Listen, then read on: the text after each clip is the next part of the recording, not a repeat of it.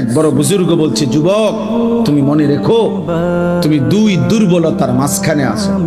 তোমার শিশুকাল দুর্বল, তোমার বৃদ্ধকাল দুর্বল। দুই দুর্বলতার মাঝখানে অল্প কিছু সময় তুমি শক্তি নিয়ে আসো। সেই শক্তির সময়টাই হচ্ছে যৌবনকাল। যদি কিছু করতে হয় শক্তির টাইমেই করো।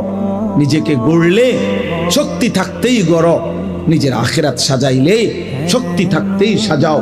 হয় তুমি পিছনের দিকে শিশুকালে আর যাইতে পারবা না, আর বৃদ্ধকালে পৌঁছে গেলে দুর্বল হয়ে যাবে, তখনও আর পারবে না, অথবা কবরে চলে যাবে।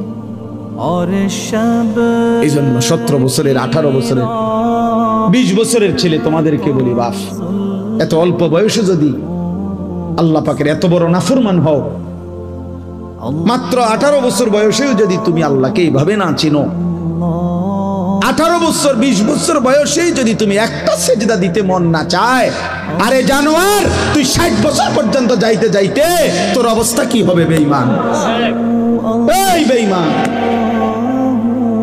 এই নিকৃষ্ট, তোর হালাত কি হবে? তুই 18 বছর বয়স না হইতে যদি আল্লাহর এত বড় দুশমন হস, তোর বাকি হালাত।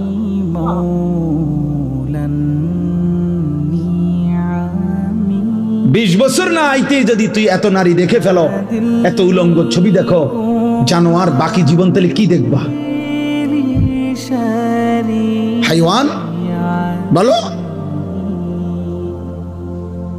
বাকি হায়াত কি দেখবা? তাহলে যা দেখার তো সব দিক খেলেছে।